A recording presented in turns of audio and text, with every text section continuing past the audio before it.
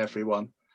For the next 30 to 35 minutes, I'm going to be talking to you. I'm going to also give you a little bit of time sometimes to think about what I'm asking. So I'm going to pose you some questions.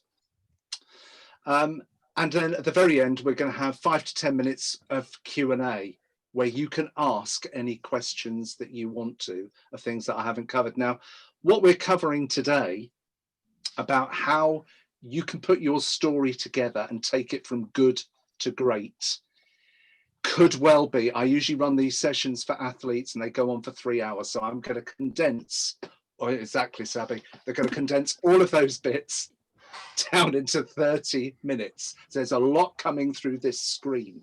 I was saying to Christian earlier, I didn't want to do it all on PowerPoint because that's not what this, for me, about public speaking is about. It's about connecting with an audience rather than having loads and loads of slides. So I'm going to use some, but I'm going to use another old-fashioned medium, which is I've got some printed cards that I'm going to use to make my point. At the end of this session, I am going to send Christian, who is going to send to you what I call, it's an 8-page step-by-step guide. So if you can't remember absolutely anything of any that I've said during this session, you can go to that guide and it will literally take you through point by point how you can go from a stage of I don't know what I'm doing to, oh my word, I've got a talk that I can go and take out to schools, or if you want to take it out to businesses.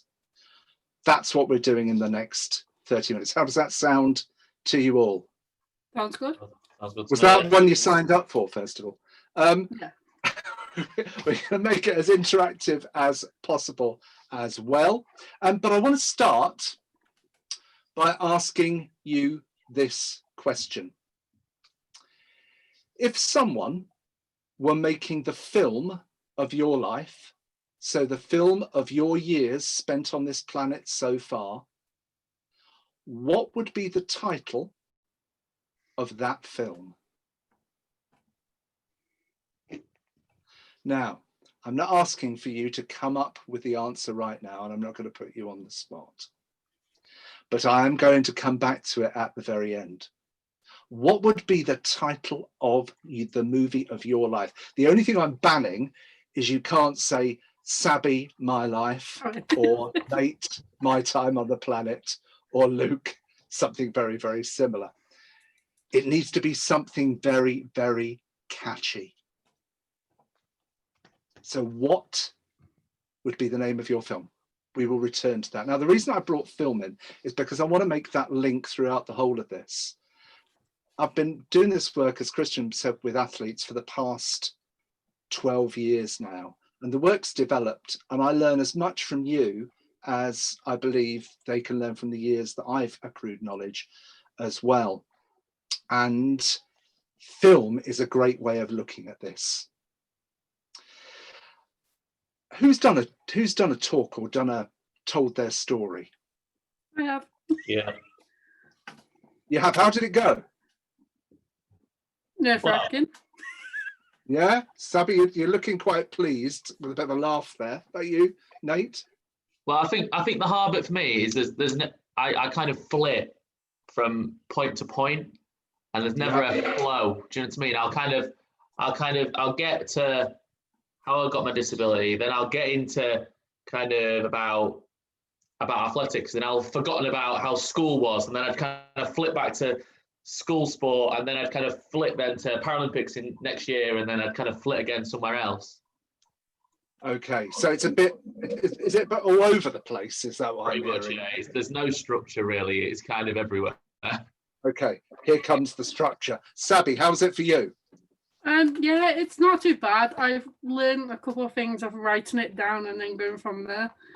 But with my learning disability, I struggle a lot when I'm on stage. I just get too nervous and then end up just rambling slightly, going on a bit too much. Okay, and do you use any sort of memory prompt for that to keep you on course? So I use like pieces of paper and hold them up, and then I'll read off them. And sometimes I'll just do it from memory. Okay. It's always good It's good to have that prompt there as that safety net. Yeah, And it's that's just a when there's human too many that. people. Yeah. And Luke, how about you? Well, I don't think we've got the audio there. Yeah, hi there. Sorry, I was just trying to click the Hey. button. So I've done many a talk from not long after being injured to today, probably in the region of 100 or 200 so talks. Most of them around my story. Okay. And I've got a pretty tidy presentation now about it. But it's always, the butterflies are always there. There's no doubt about that. They're a good thing. They're a good thing to have adrenaline to drive you forward. I always say, if you haven't got that adrenaline, you're on a danger path as well, because that's where you can become complacent and slips can happen up as well. So you've got something that you take out and has been quite successful, Luke?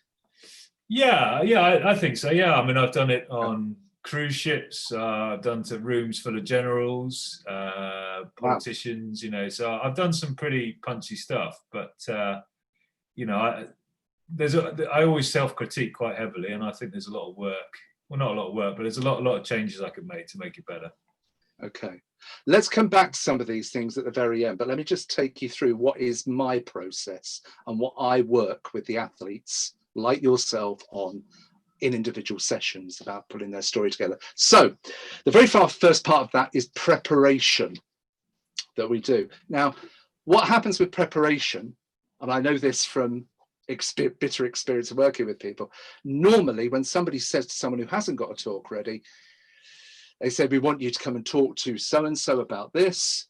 The first question they will think to themselves is, what am I going to talk about? How am I going to tell my story? First piece of advice, that shouldn't be your first question. That shouldn't be the first question. Your first question should be this. Who is the audience? Who is the audience? Now, why am I saying that? I'm saying that because the audience isn't king, the audience isn't queen, the audience is God. You need to get behind the audience's eyes. If you're talking to an audience, if you go and talk to a group of school children, now, you've got to think, what is it about those school children that I need to remember as I'm putting this together? A couple of things I would say: attention span, very, very fast. So you need to keep chopping and changing all the time. With that age group as well, you need to have quite a few visuals. If I had a much younger group, I probably would use more visuals during this session. I wouldn't probably give them as many stories. I would pick and choose between the information that I'm going to give them. For an older audience, far more, you can use story. If you're going for a business audience, it's about linking the stories that you have to sometimes what the business is looking for as well. So if they're talking about resilience, what stories have you got from your time on this planet and your experiences that can bring that to life for them? So who is the audience is the key question. That's number one. The second one, and people forget this one all the time, is what is the objective? Why am I speaking? Now, sometimes you're given a brief where they will say, I want you to come and talk about teamwork. I want you to come and talk about leadership for me. Sometimes they'll just say, I want you to come and inspire us. I want you to tell me your story on the planet. But what is the objective? Now, when you're putting your story together, these are the things that I would answer first of all. And I would put them, I'd spread them all out on a table, and I'd put them at the top.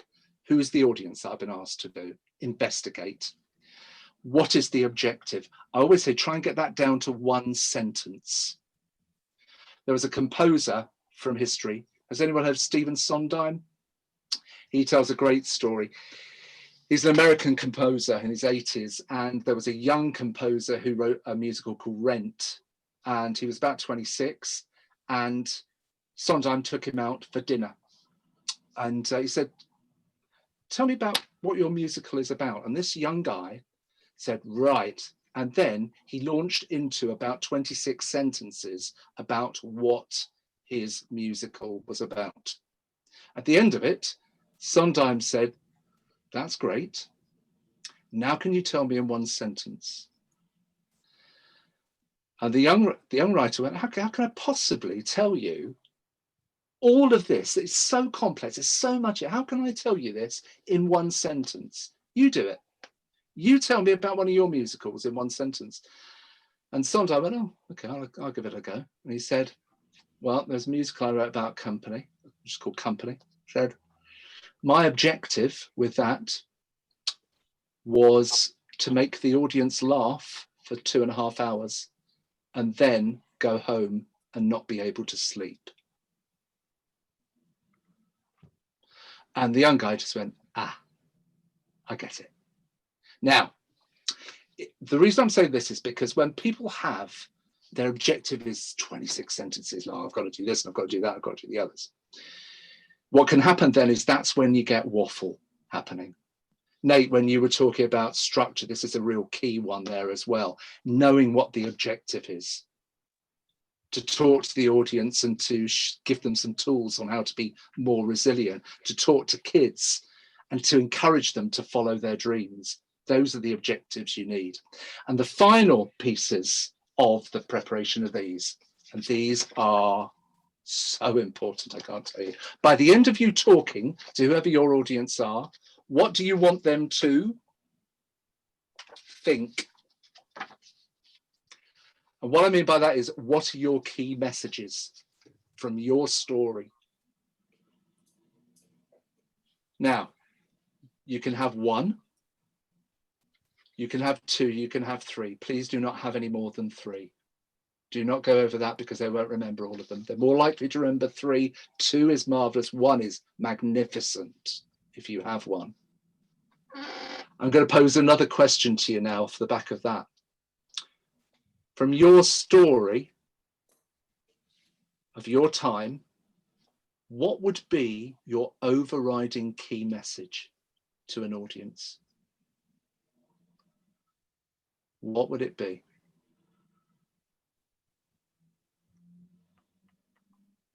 Could it be live your dreams? Could it be yourself? Could it be it's going to be hard, but push through? Completely up to you. Again, I'm not going to get you to answer it, but I want you to think about that because it's a key part of the preparation. The second question you need to ask is, what do you want them to think? What do you want them to feel? Now, the reason I say this is because a lot of people forget this. However, if you think back to people that you've heard talk before, you may not be able to remember exactly everything they've said. However, I challenge you that you will be able to remember how they made you feel. Interestingly, in lockdown, one of the tasks I gave myself was to go back through a list and review everyone that I'd worked with in the sports world. Now, I could remember things, bits of story here and there from everyone. However, the overriding one was that I could remember how each person had made me feel as soon as I saw their name or I saw their picture. It was uncanny. And the reason I say decide how you want them to feel and decide in one word is do not leave it up to chance, because they will feel something. So if you want them to feel inspired, what does that mean you've got to be in your story and in your material? If you want them to feel inspired, what have you got to be? Thank you. Yeah. If you want them to think about, if you want them to reflect, if you want them to challenge them, you've got to be challenging with them as well. And the final one that I want you to ask yourself is this one. What do you want them to, this is a new addition to the thing. What do you want them to do? Now, I don't think you should ever leave an audience in a passive state. And what I mean by that is do not leave it to them that they walk away not doing anything. Challenge them at the very end. What do you want them to do? Do you want them to go away and think about it? Or do you want them to go away and actually do something about it as a result of you talking to them? So think the key messages, feel, don't leave it to chance, you decide and you be it, both in the delivery actually, which we'll come to later, but also in what you say. And thirdly, what do you want them to do? What's the action? Challenge them. That's a big thing with the audiences. If you answer all of those questions and I put them at the top of a piece on the table that I'm working on, they will set you up for success as you write the rest of your story. Trust me on that. Now, the next thing to do, you've answered those questions. This is download time. Has anyone worked on doing a timeline for themselves? Has anyone done this?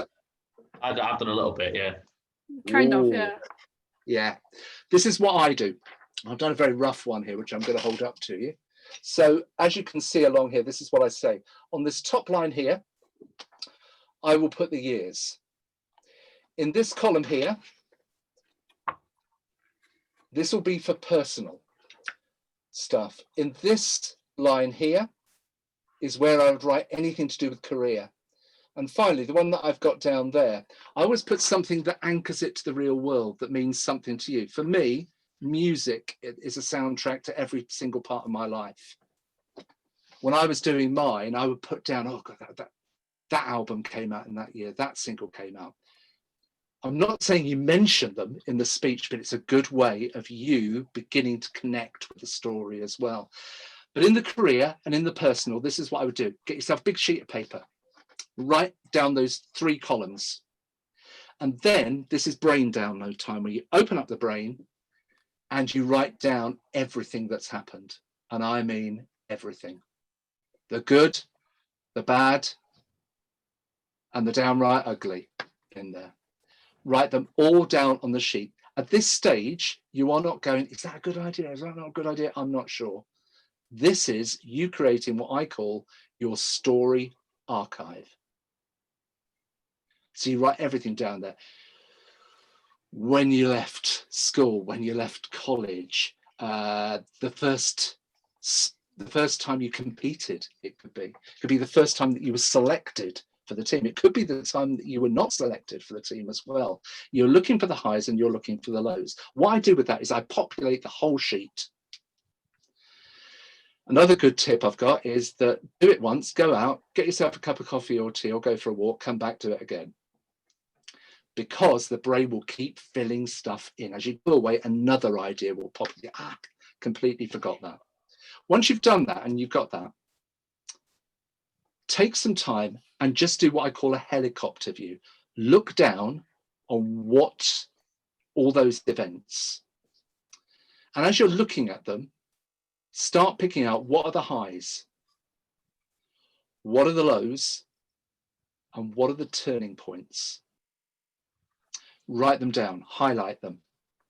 Now, I'm sure I don't need to tell you that if you're writing a film, one of the most boring films you can possibly write would be a film where nothing happens and everything's absolutely fine. The best films are the ones which show those highs and lows. And it's the same in your story as well. They're the bits that are going to really connect with the audience. So have a look at what they are. Next stage, once you've gone, they're the highs, they're the lows, these are the turning points. This is where you need to use story. One of the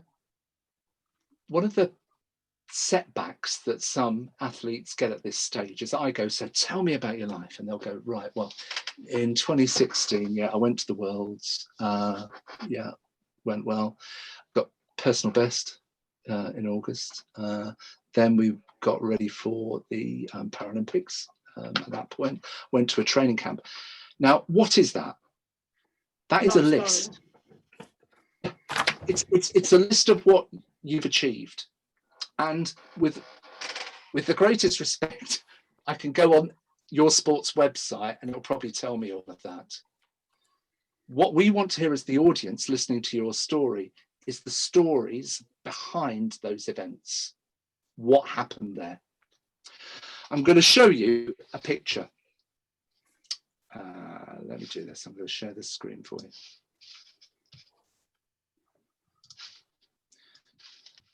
Right. I'm going to show you this picture. Can you see that? Yep. Okay. Okay, so what do you, just bluntly, looking at that picture, what do you see? Seaside with a lighthouse. Yeah. House. Yeah. What colour's the sea? Blue. Blue. Rocks. Thing. What are we doing when we're doing this? We're seeing exactly what we see, or to coin it a different way, we're stating the ruddy obvious about the picture, which is exactly what I see athletes do with their story sometimes. So just thinking about this picture for a second, if I ban you from saying, okay, well, it's a lighthouse, it's a house, there's a sea, there's a bit of grass there. If I say that, what is the story behind the picture? What could it be? Now, I've posed this before and I've had some good people time, give them about 10 minutes to look at this, and some of the results are just spectacular. I had someone who started off by saying the couple moved in 6 months ago. Bad things happened, ... and they continued the story. So it was a third person look at that one. Somebody else decided to tell the story from the point of view, unbelievably, of the lighthouse, saying, I've been standing here for a long, long time, and I've seen a lot of things. What we're interested in is the story behind the picture. I'll give you another example here. How it transpires with athletes a lot of the time is, the number of times I've heard this, I could buy a house on, I think, which is that people will say, yeah, I went to the Paralympics. Yeah, you know, it was good. Yeah. Went there, won. Yeah. And it was like, is that, and this is down as a highlight of your life. Tell us more about it. Stories mean that you paint the picture far more and you invite the audience in. I could tell you, my sheet of paper that I had, one of my turning points that I identified was my entry into working with sports.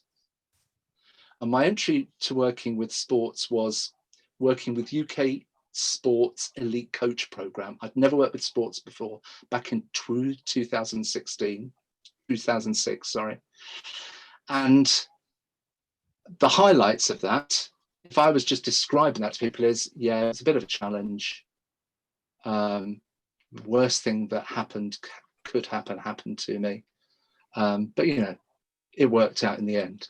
How would you feel at the audience if I told you that? Bored. Bored. Robbed as well, especially when I say the most awful thing happened. I'm just going to give you a minute. I'm going to expand that story for you in a minute, a little bit more, to make my point. I'm going to paint the picture for you. So I want you to imagine this. It was 11th of September and it was 2006. And I'd never worked with sports before. I didn't know what to wear. I was going in and doing training. And somebody said to me, oh, they're elite coaches. You need to dress up. So I went and bought a suit from Paul Smith. I wore my suit. I was suited and booted. I walked into the room and I was faced by 6 people at the top of their game who were all wearing tracksuit bottoms and all sitting back like this.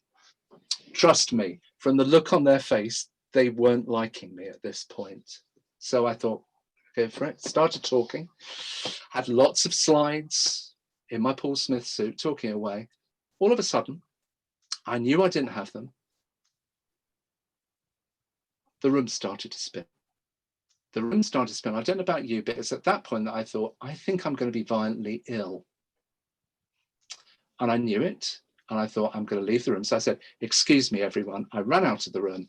And without going into too much detail, I was possibly one of the most violently ill I've ever been in my time on this planet. I thought, I've got to keep going. So I went back into the room. They looked absolutely perplexed by the whole thing. And I carried on. The PowerPoint then broke down, which wasn't great. And then the room started spinning again. And I had to say to them, I'm really sorry. And I went out. Now, cut to the 5th time that this happened. By this point, every time I returned to the room, I was getting a round of applause and cheers. I'd got rid of the Paul Smith jacket by this point. We were laughing, we were talking. And I suppose the biggest lesson it taught me, and it's the one that stuck with me, is to be yourself. I walked into that room trying to do something trying not being myself. And actually, because of something awful happened, something good came from that. Interestingly, when we were at dinner that night, it was actually Chris Boardman who said to me, and I used the quote, I do apologize for this. He said, "We thought you were a bit of a knob to start with, but actually you were actually quite good. We had some things." So do you see what I mean? You can either just give the bare bones of the story, or you can enjoy telling it a little bit more as well. So look at your timeline and think, where are the stories that I can expand upon? Once you've done that, and this is to get your core story together, once you've got all of those, you'll probably find that you have way too much stuff, and think, if I'm going to talk, I'm going to be talking for years here. This is where you bring in your editing prowess. And your editing prowess is, I use a tool which works, and it is called Cut, C-U-T. And what I do is I look at all of those stories that we've got, and I think, which are the ones that are, and the C stands for crucial. To tell my story, I have to tell this. So it might be your biggest win. It also might well be your lowest moment as well. Then you've got the use, which means useful. That means, I always say, if you've got 30 minutes, keep all those crucials. If all of a sudden you're doing really well and they say, keep going for another 15 minutes, that's where you can go, right, I'm going to use the useful stuff. They're the nice to haves. And finally, T stands for trash. Heaven forbid that anything in your life is trash. I'm not saying that, but for the story, for the audience, that might just not be useful for you. So that's how you edit everything back. That bit that you've got there is then what I would call the middle. You need to have gear changes during that. And if you've got all your stories, right, and you've got light and shade in there as well, that will work. Let's look at the beginning and let's look at the end. The beginning. Who's heard of a writer called Stephen Moffat? He wrote Sherlock, that's been on television with Benedict Cumberbatch. He wrote Doctor Who, for any fans out there, I am. And he also wrote the recent Dracula. Now, I read something from him and it hit it on the mark for me. And he was asked to sum up the perfect story in the shortest time possible. He said, it's this. He said, at the beginning, you grab their attention. In the middle, you keep their attention by changing the dynamic throughout it. And at the end, you reward their attention. If you fulfill all three of those, you will have a happy audience. Now, you've got all the stories that I've asked you to do to bring the middle to life. Let's look at the very beginning. Now, I've said there, an attention grabber at the very start. Grabbing their attention at the start, can I advise you, is not to begin by going, hello, my name's Sean. I've been a champion juggler for the past 32 years. That's not good. That, trust me, that isn't attention grabbing. But what else could you do if I rob you of that? How can you start it? You need to start with something. Now, I want to go back to films. I'm going to share this screen with you. Bear with me a second. Start thinking as I'm doing this, what could you use if you couldn't just say, good afternoon, everyone, my name is ... Let me just show you these. So this is called Name the Film. Let's see if you can get these right. Okay, you ready? Here we go. Here's number one.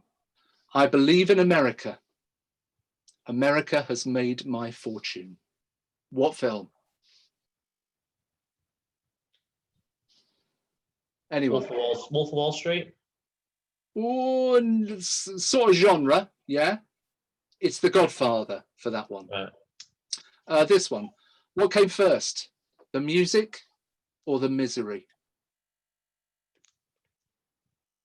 It's a tough one, that one. That's High Fidelity for anyone that's seen it. And this one, I want to tell you about the day I died. Now, these are first lines in films. Film scripts know that they need to grab people at the very, very start. American Beauty. The last one, American Beauty, Yeah. it's fallen.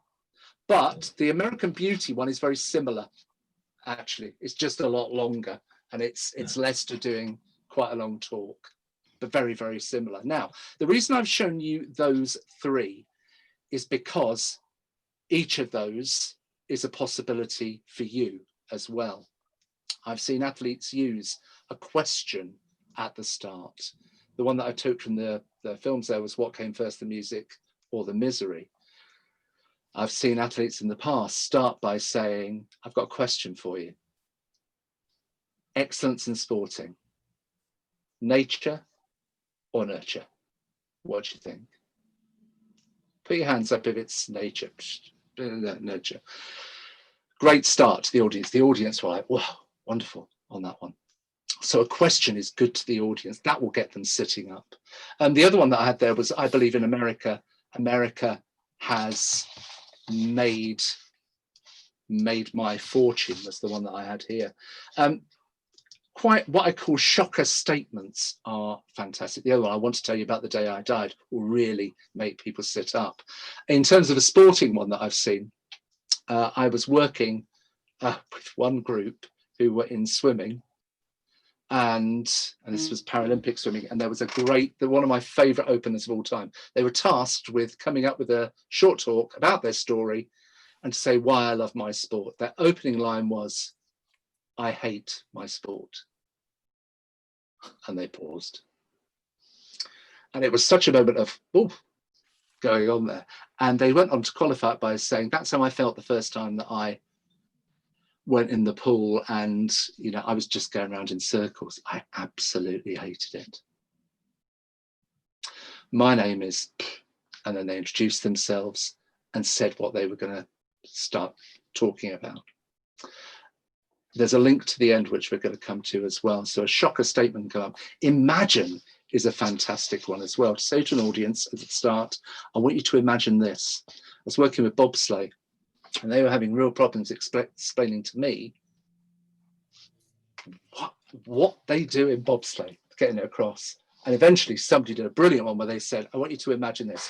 Someone asks you to climb into a metal bin, and then they propel you down an ice slope and you end up doing 60 miles an hour. Welcome to my world at the very start. Again, a good punchy start. Sometimes for people who are very conversational in style, a nice conversational starter is great. So you might say, did anyone see the news this morning? There was someone on there. Oh, you saw it, yeah. On the news, there was someone on there. They were talking about sport and ... Now it needs to link to what you're going to be talking about and the whole of your story as well. But conversational start is brilliant. Another one is to start with a story. Don't give them the whole of the story, but start telling the story. One thing you could do is have a look at the main archive, which is the middle, see a story that we have there, and then put it at the beginning. That story I told you about my horrendous experience presenting to sport at first, I might have started mine by saying 11th of September 2006. Possibly one of the worst days of my career. However, it turned out to be one of the best. I'll tell you more about that a bit later. But my name's Sean. I've come to talk about you. You need to have an attention grabber at the start. Then tell them who you are if you haven't already been introduced.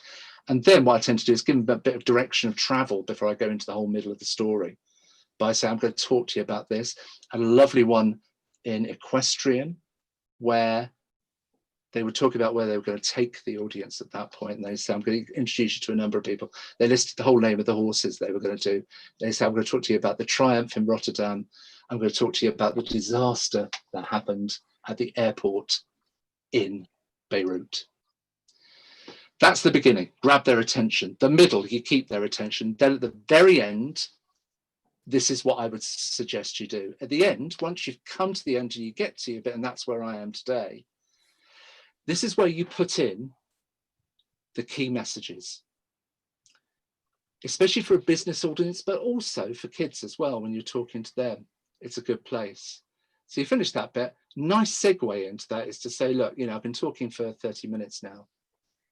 You know, if there's only 1, 2, or 3 things that you remember from me being with you here today, I really want it to be, and then you put in the 3 messages, or the 2 messages, or the 1 message. I really want it to be that being yourself will take you a long way in this public speaking arena. That might be mine that I put there.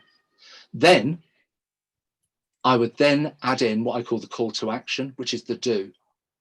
So if I've said to them, being yourself will take you a long way, that's so my advice to you is this: go and enjoy every single talk you give and enjoy sharing your story.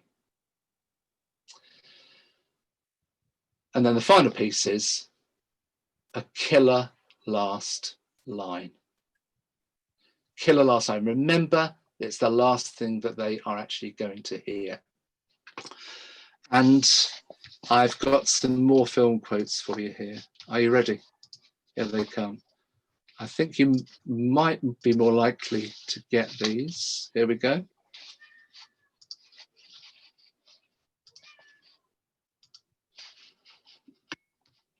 Here they come. All right.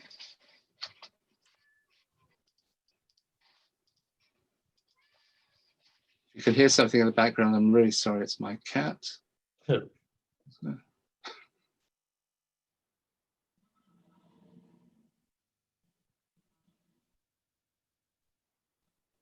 Okay, here we go. So, here we are. I think this is the beginning of a beautiful friendship. Name the film.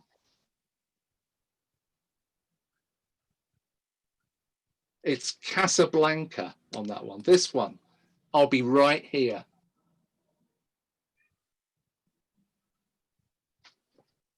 That one's E.T. for those that haven't ever seen it before. And the final one is There's No Place Like Home.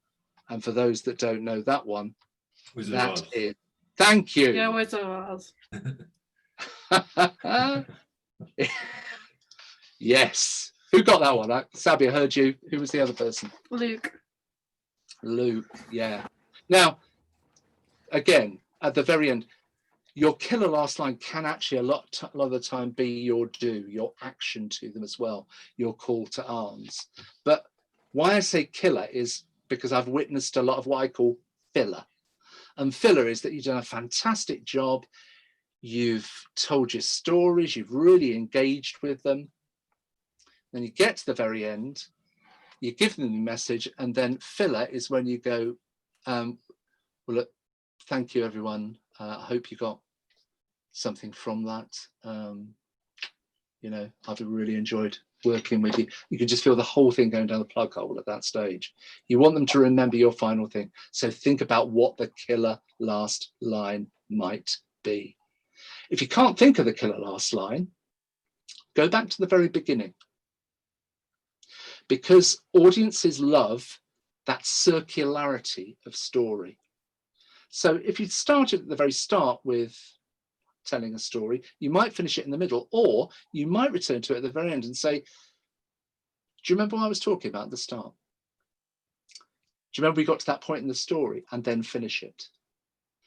You might ask the question you asked at the very end, at the very start, at the end as well.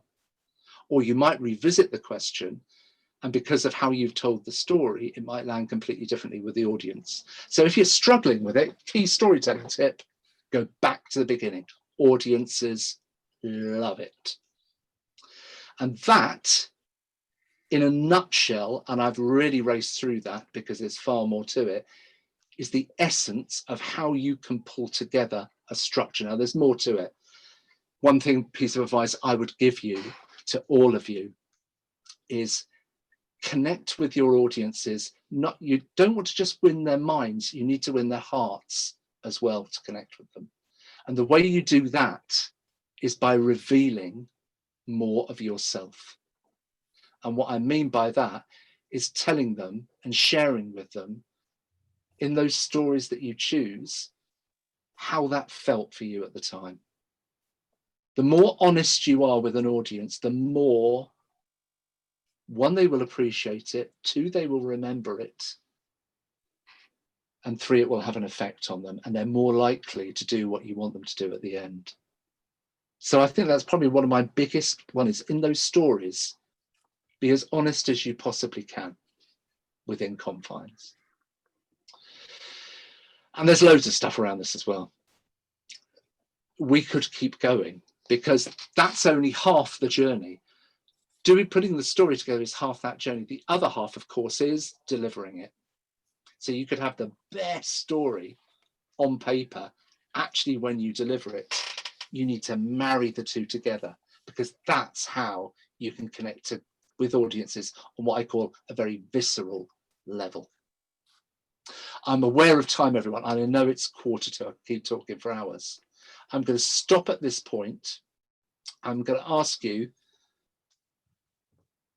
have you any questions? From your experience of all talking, I know everyone's at different levels of experience. What questions have you got?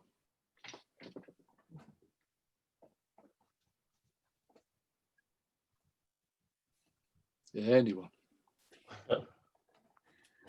Putting you on the spot. I think you've put it down quite simply for me, and just kind of said how to get rid of the waffle that doesn't need to be there, really.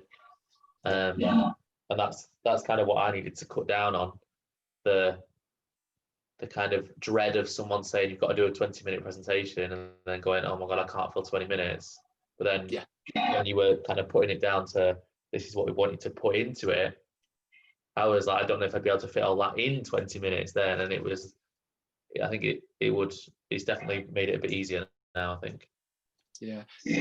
From what you were saying there, Nate, I really would hone in on that. One, what the objective is, because that will really help you. Two, if you haven't done the timeline, do the timeline and use that editing tool. Crucial, useful, and trash. Because if you put in all this front end work, one of the common things I hear with people when I'm working with them is, really going to get into doing my story, and then they come back after I've said, right, go away and put it together, and they come back, oh, it's a lot of work. And it is, yeah, it is, but it's worth it. If you put in that work now, then you can adapt it to different audiences as well. Yeah. Thank you. Sabby, any questions from you? I was going to say, like, for like the first catching thing, does it have to be really long if you're like doing something like a question, or can it just be like a really short one? For the attention grabber at the start. Yeah. I think, to be honest, the shorter the better sometimes as well. How long would you say max? How long would you say maximum for that beginning bit? Ooh. It depends. If it's a story, I think you need to give it a little bit more. So start telling the story, but then leave it at the point where it goes ... Yeah. So the bit that in a story you say, and then the worst thing possible happened. But I'll come back to that. Immediately, you got the audience leaning in, going, tell me. They'll stay with you. So it depends. I think my overriding thing all the time is people's time is really precious on the planet, especially at the moment. So any time that you can give them back is great. Be succinct, be entertaining, be honest. But at the start, I would err on the side of cutting back all the time. So yeah. So a nice pithy question at the start, Sabby, I think serves very well. Okay. Yeah. Great. Luke, from you, because I know you've got far more experience, so I would imagine you're doing all of that. So yeah, I wish. Yeah, I mean, to be honest with you, I've got a punchy backstory being an injured soldier, so it's easy to open up punchy, but yeah, I always finish a bit with a lack of something at the end. I think I just sort of trail off to like, see you later. But so that's interesting. But I find, you know, it's easy. If you've got a really punchy story, it's very easy to cover those bases. So there's something else I'm working on, and that's very useful. I try to add a lot of humor though, because that's just me. I'm not always sure, because you're trying to, you know, you're telling someone about having your legs blown off. Yeah. And I add humor because I don't want to have the whole room sort of watery in the eyes. You know, I'd rather them come away from that sort of being more uplifted afterwards. Yeah. I'm not sure if it's always the right thing to just try and shoehorn the humor in all the time. I don't know. What's your thoughts on that? I all the time, whenever I've got a question, I go back to who is the audience. So with that audience, if I was looking at ages, I think it's because I've worked with lots of Paralympic athletes that I sit and I laugh with everyone.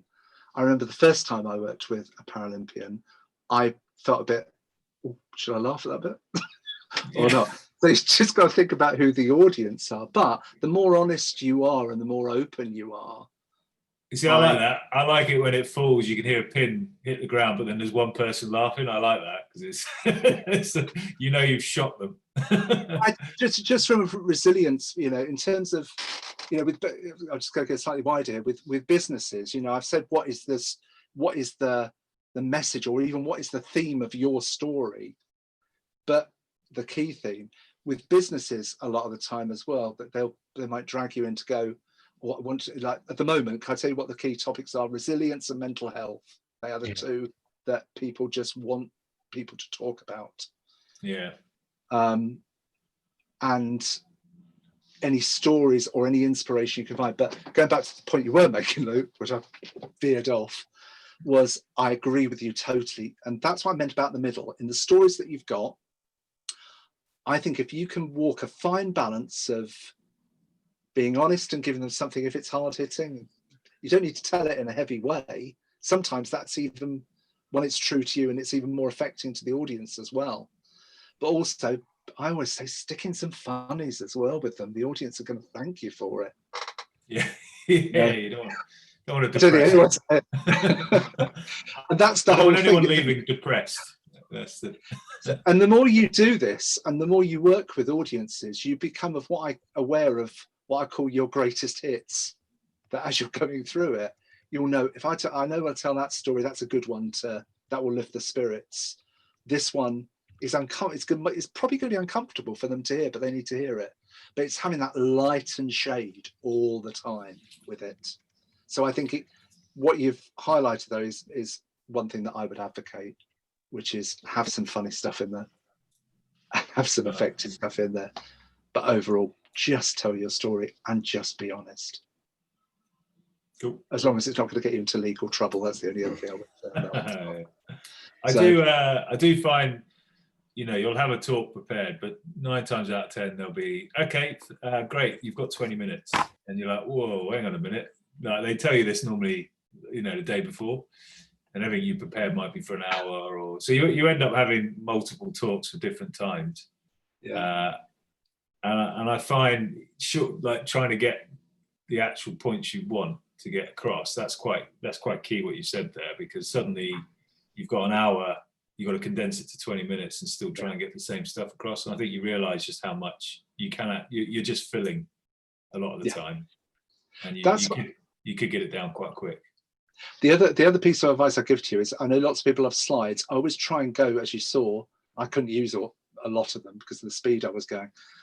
But I was always err on the side of having less slides than more, simply because if you have, and I've had it before where I've had this has actually happened to me, was that I was supposed to speak for an hour. As I was walking onto the stage, someone leaned in and went, "It's half the time. You've got half an hour." And it was like, right, okay. Now, in my mind, I didn't have loads of slides up there, because if you put your whole script on screen, you've got to get through it all. But what I did in my mind, and it works really well, is because I'd done all the prep, I knew what were crucial, I knew what were useful, I knew what were trash. So I ditched all the usefuls that I had in, all the nice to haves, and I just went for the crucial bits throughout there. Okay. It's a if you put in that work at the front end, then it will really help you in those situations where someone does go, and it happens more times than not, where they go, oh, we're overrunning. Yeah. Yeah. You've got half the time you've already got. Well, So I find a lot. They go, can you speak for another 20 minutes? And I'm like, oh, you git. Because I've come prepared for like 20 minutes, and then they're like, right, can you? So then you end up waffling, and those are I find those are worse actually. yeah, Yeah. one more, and then I will shut up because I know I'm going over my time, so I'm really, really sorry, but this is a good conversation. If you're talking to a business and they say that to you and say, oh, can you keep talking? It's going really well. Because you've looked at your archive, one thing you can do with your archive, if you're doing a lot of talks to businesses, is look at those stories and think what business themes those stories talk to. So within your whole story archive, what are the stories that talk to leadership? What are the stories that talk to resilience? What are the stories that talk to change, dealing with change? And if you know all of those, if they suddenly think we want more, applause, applause, you can dip into the archive and go, actually, let me take you back to July 2018, when ... It's just having that story archive, that smorgasbord of your life that you can dip into and use. Christian, I'm aware that I've gone way over time. No problem at all. And Luke and Serena, if you've got further questions, please continue. I'd rather, utilize your time, Sean. And no problem. We run out, no problem whatsoever. So if you have got further questions, then please just ask.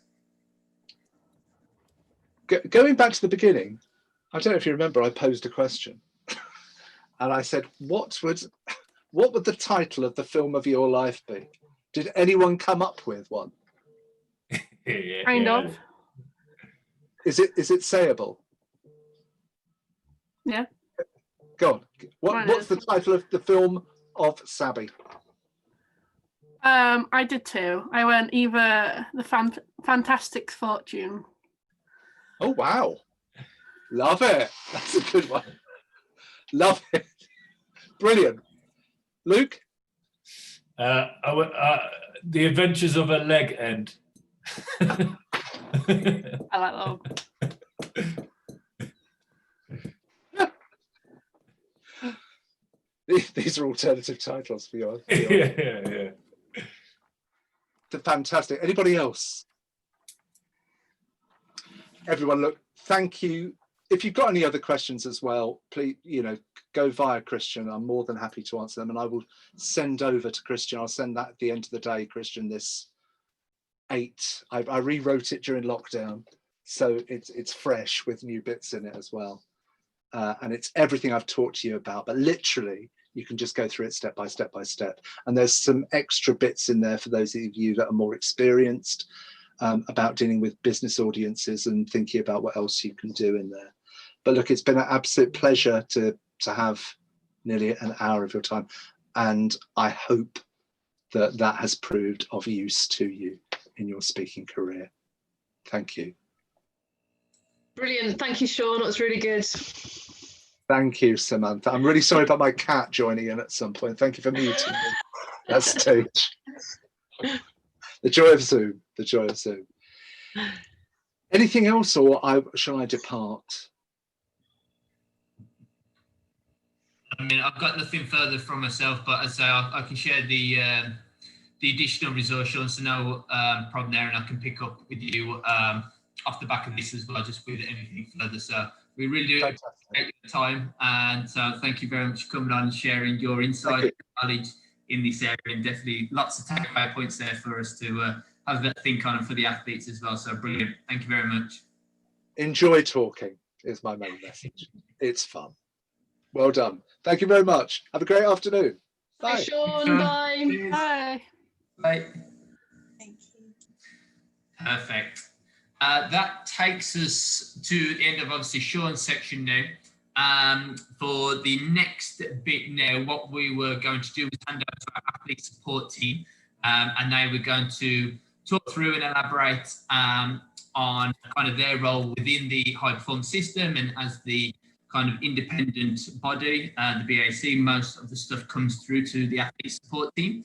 And they're just going to talk through some of the areas that they work with the athletes, with NGBs, and so on, and some of the current areas of focus that have really, I guess, just become a little bit more kind of live over the past few months as well. So before I do this, just let the ambulance go past. Sam or Hannah, did you want me to share my screen? I have got your slides up, or you can share, you've got the ability to as co-host as well, Sam, so completely up to you. Can you share, please, Christian? And just let me know when it's time to change slides. And hi, Lizzy, good to see you. Hi, Lizzy. Afternoon, everyone. Have you had a good day? All good, thank you. Just had a Good stuff. You've just missed a really good session, so would have been right up your street. I'll have to catch up on the recording. But telling your story was good. Oh, nice, nice. Right then. Sorry, I've got a school run to do, so I'll sign off now. Well, thank you. Nice to meet you. Thanks for joining. Cheers. Bye-bye. Thanks for joining, Bye. Luke. Cheers. Right then.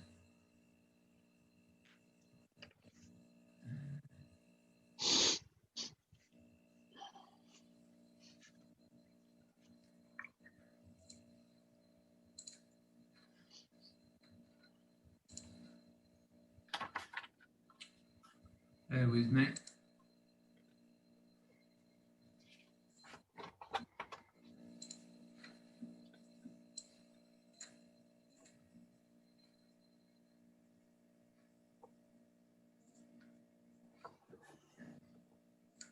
Okay, give me a thumbs up if you can see the slides. Perfect. Right then, I will now hand over to you, Sam and Hannah, and just let me know when you need me to click through and anything. Thanks, Christian. So myself and Sam are just going to talk you through what we do from an athlete support team perspective. So a little bit of an overview about the support we offer, and as Christian mentioned, a little bit about some current bits we have been working on. If you can flick through, Christian. So just a bit about who we are at the BAC and what we try to do as an athlete support team. So we want to try and empower and support Great Britain's athletes, and we do that by championing your voices, and also by trying to enhance athlete well-being. And we do that by providing advice and support, making sure we keep those athlete interests at the heart of any decisions we're making across the organisation. We're valued and respected across the system, and we uphold strong governance and leadership. So we're just there to really champion you guys as athletes in everything that we do. If you can flick on, Christian. So in terms of the athlete support services, we provide end-to-end support. So from when you come to us with a query, a concern, a problem, and we'll be there with you from the start through to the end, whatever that situation is. And where possible, we'll try to work on informal resolutions and early interventions. And how we work, so we will always get back to you within one working day. We'll often be a lot quicker than that. We are very conscious and aware that some things like appeals are time critical. So we will get back to you as soon as we possibly can, but always within one working day. And we are a confidential service for you guys as athletes. So apart from when we're obligated to, for instance, a safeguarding concern or a risk of harm to yourself or others, other than those situations, we are a confidential and independent service for you guys. So you can come to us knowing that it won't go any further unless you want it to, or unless, we'll have that conversation before we would take it any further, and discuss why it might be useful to bring any other people into that. we work with a service level agreement between ourselves and you as an athlete, and that just details how we'll work with you, our commitments to you, and what we expect back from you as athletes around kind of communication and things like that, just so we're both really clear on how that arrangement and relationship will work throughout that service that we'll provide to you. We will signpost externally and internally within the system, depending on your query or your concern or what's going on. So it could be internally to things like performance lifestyle or other internal services, but also if there's external services that we're aware of, for instance, like Mind or Big White Wall, we will signpost you there as well. We've got good connections and are aware of things within or outside of the system that we can point you to. And where appropriate and where we can, we'll do a review period and a lessons process following your case, often with the NGB, and that can be really valuable so that you as an athlete can provide feedback back to the NGB, and so can we get us as a BAC, we can provide our learnings from that process. So we always really encourage that process at the end of a case if it's appropriate to do that.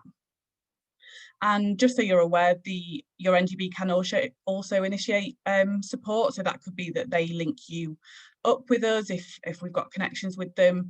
But also they can come to us for support for things like reviewing selection processes and policies.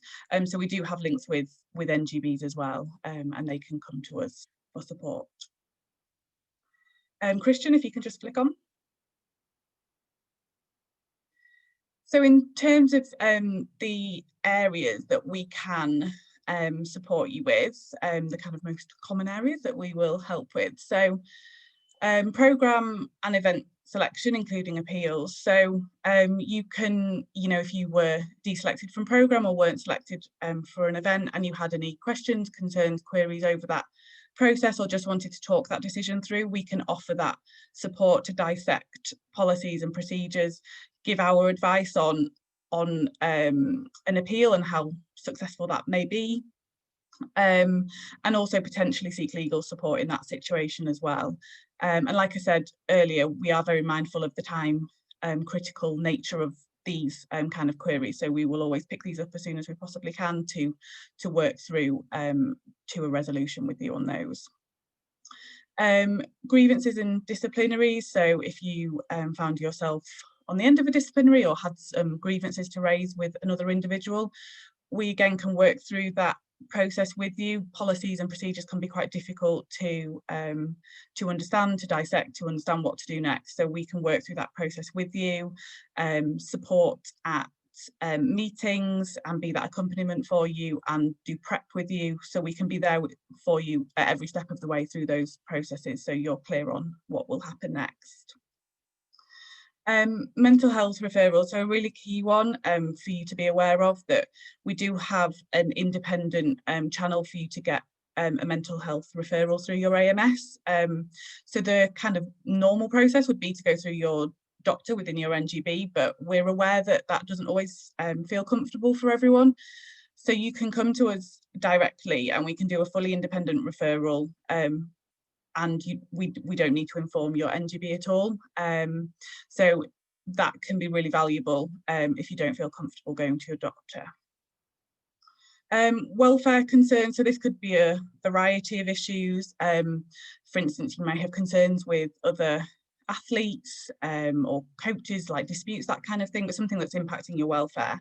Again, you can come to us and talk that through. We can work through with you whether there's some steps and actions that we can take to support you through that system, and conversations or processes that you may need to work through to improve that situation, especially if it's impacting on your welfare.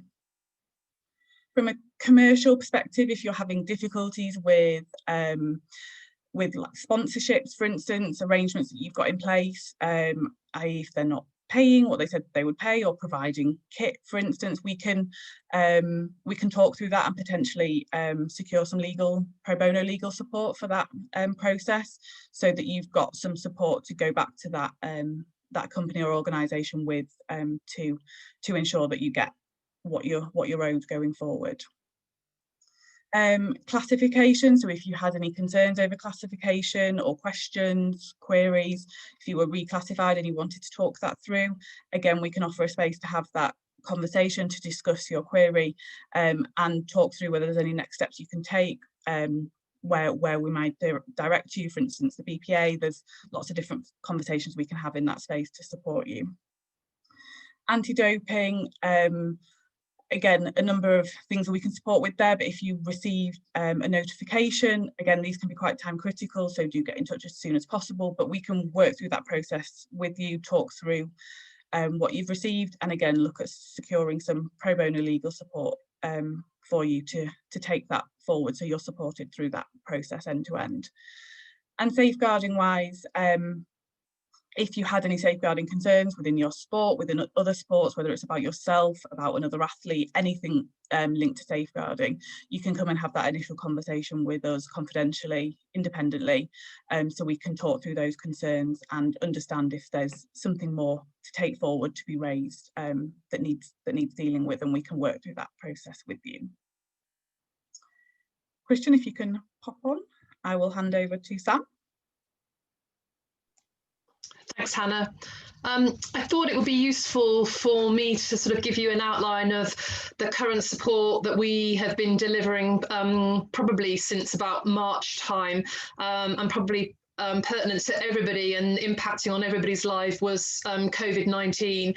And our journey obviously started in about mid-March with athletes calling up concerned about the sort of early stages of COVID and the impact of them in training. So we were able to pick up very quickly with athletes and discuss with them what their concerns were, and represent those in a sensitive way back to the sport, and allow the sport to understand how athletes were feeling right at the start of the pandemic.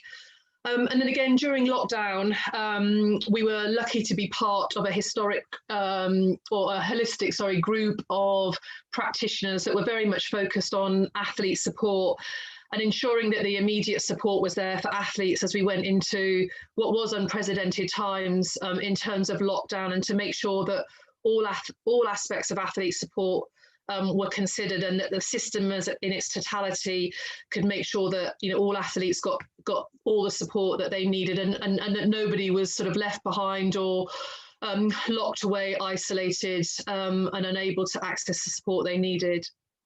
And Christian, during lockdown, managed to gain some fantastic connectivity with athletes in their lockdown locations, and we were able to get a really good sense as to how athletes were feeling during the early and middle stages of lockdown, and feed that back into the system and make sure that that collective voice was understood, and that the needs and the support mechanisms adapted to what we were hearing. And through Christian's coffee catch-ups during lockdown, we were able to deliver some really pertinent webinars around medical advice during lockdown, around COVID, some financial advice for those that were feeling the effects of COVID on their financial situations, and also some really useful webinars around how do you navigate uncertainty in these unprecedented times.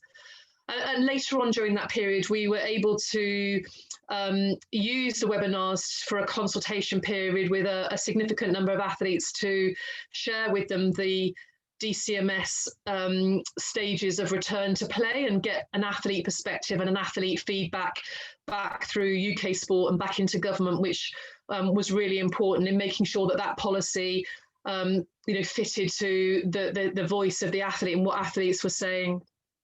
I think now, really, with COVID, what we're supporting is the athletes' return to play and return to training. And we know that there are a number of athletes who, although may well have opted in, are hugely anxious about the environment in which they're training and playing. So being here to provide a space to come and talk about those concerns and chat them through in a safe and confidential way has been really important. And probably even harder is for those athletes that have chosen to opt out. And we know there are a number across the system who have chosen for various reasons not to go back into training, and we've been able to offer them advice and support for what at times can feel quite an isolated place. In terms of Olympic and Paralympic selection, I'd guess at the beginning of the year, Christian and I were head down into delivering very much athlete-focused education on selection in preparation for the games this summer, making sure that athletes understood what the policies were around selection, understanding importantly the timelines, the tight timelines, as Hannah's mentioned, around appealing a decision, and really importantly from our perspective, making sure athletes understood where they could get support from. So unfortunately, COVID stopped that education piece, and obviously with the delayed games, we've completely halted on that education, but hopefully in the next few weeks and months, we will be able to continue to deliver that really important education and training from an athlete perspective, more than likely over virtual means, but hopefully getting athletes ready for Tokyo 21. And that takes me on to the delayed games. And we are really in uncharted territory here and trying to understand how we best support you as athletes in what is unprecedented territory. You know, how do we deal supporting athletes with uncertainty and for some the anxiety that brings? So we're now starting to focus on selection policies. We know that the 2020 selection policies in many cases have been null and void. So we're supporting a number of sports in revising or even rewriting their selection policy for next year, and also offering our services as independent, non-voting observers in event selection. So hopefully ensuring and giving confidence to athletes that their event selection is independence, has integrity and the proper rigor about it, and to be able to reassure athletes that the decisions that were taken in those selection events were the right decisions.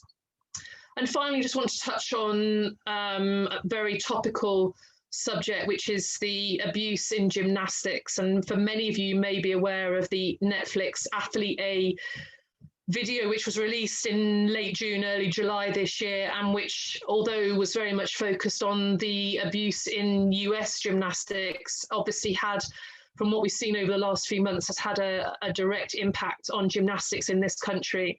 And the BAC has partnered with the NSPCC to provide a helpline for those who feel that they've been affected by the abuse in gymnastics, and they've got a safe space to raise their concerns. We've now got a new team of highly professional individuals who can support individuals who wish to disclose some of their concerns around abuse and mistreatment. Both current and many historic disclosures to that team have been made.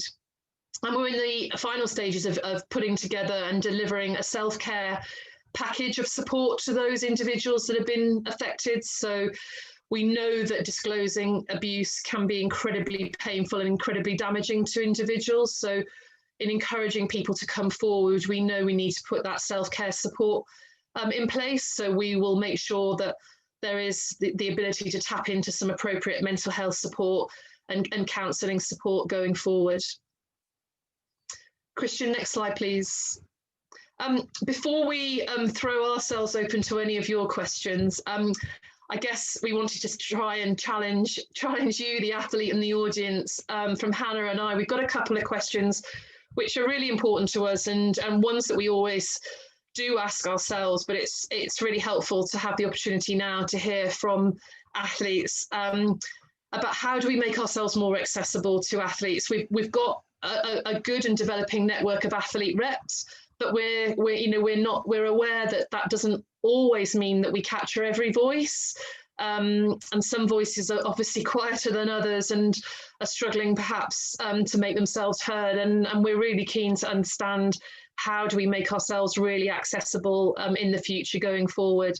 And I guess the other question that we have is, what services do our members want from us in the future? It doesn't mean necessarily we'll be able to provide everything that people ask for, but we are always trying to develop the scope of our offer to our members. So we would really appreciate your feedback now or in the future on either of those questions. Next slide, please, Christian. And And now really is your chance as athletes to ask us any questions. If people don't feel able to do that over this means, then the slide hopefully gives you a number of touch points with us as organisations. And as Hannah said at the beginning, any conversation that an athlete or a person of concern has is totally confidential, and it's a trusted space to come to and chew over and talk through an issue. So we'll leave that slide up. Hopefully you can plot the contact details, and we do look forward to hearing your response to our questions and hearing from you if you've got any concerns in the future.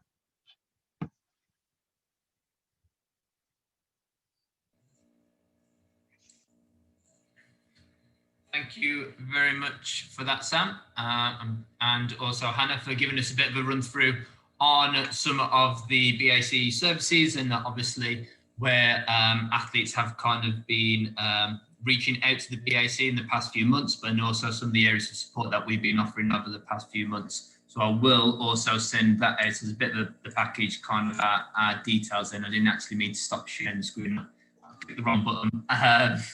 But I will now just bring everything back onto the screen. A moment.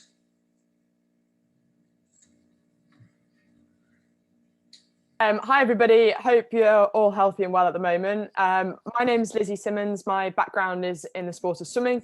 I competed for GB, British Swimming and Team England for about 12 years, including 2 Olympic Games. Feel very, very lucky to have taken a sport that I love to the level that I did. But I, like many athletes, also experience many of the kind of ups and downs of elite sport. So sometimes where I felt I was incredibly well supported as an athlete, and then sometimes where I really struggled and actually felt a bit let down by the support systems in place. And looking back, I really wish that I'd used the services of the BAC a little bit more. Coming out of sport, I felt very passionate about using my own experience and perspective to help improve and evolve the elite athlete journey, not just in the performance sphere, but also your well-being, your holistic development, and of course that tricky journey out of sport as well. I joined the BAC as a board member at the beginning of 2019. And I think the organisation is in a hugely exciting place in terms of athlete support and really championing athletes through the highs and lows of elite sport. So having your back regardless of results, seeing the person before the performer, and absolutely making sure that you're being supported through the process. Now, I truly believe that we can develop sporting champions in this country without compromising the human beings behind those medals. And I know that this organisation believes it too. So why Athletes Connect? That's what we're celebrating today. Well, we wanted to add more proactive value to the membership on top of the already outstanding, but perhaps sometimes more reactive services that you might access from us, such as the mediation support or the legal advice, the things that Sam's just talked about. And those services, as you've heard from Sam and Hannah, are so, so important and so integral to this sporting system. We can never underplay their role. They are absolutely our gold standards as an organisation. But we wanted even more engagement with the athletes who didn't necessarily need those services right now. So we wanted to explore how we could support and promote your development too. So Athletes Connect is reigniting a platform that used to be called Athletes Direct. And absolutely, it's there to connect you to opportunities where you can develop skills and, of course, earn money through the process. As I'm sure you've heard today, it's a fantastic initiative, hopefully the first of many, and we'll now be looking into further expanding and evolving our member benefits. So just a quick one on the strategic direction for the BAC. So what does the future look like for this organisation? Off the back of the consultation we had with athletes, the message was loud and clear that you guys wanted to see the BAC move towards greater independence. And I completely understand this, and it's something that I absolutely believe in too. If we are to represent you, then there can be no questions about how we're funded and whether we're able to be impartial. So we are now initiating conversations about how we can secure independent funding as we move beyond this Olympic cycle. And this is something that's going to take a bit of time, but rest assured that we have listened to you, and it's something that we are taking very, very seriously indeed. And the move would hopefully give us even greater scope to expand our capacity as an organisation, and also give us the ability to provide greater services and support to our membership. And most importantly, It's going to give athletes increased comfort that the BAC sits as an entirely independent body and is able to support and represent our membership in an independent way.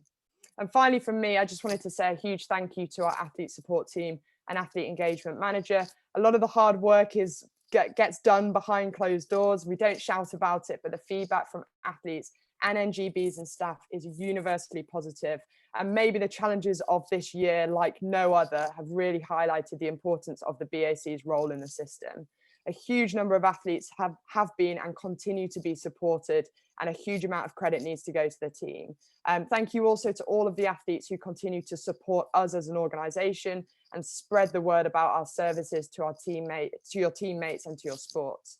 And as mentioned, this is an exciting time for the BAC, the beginning of a journey towards greater independence and athlete support.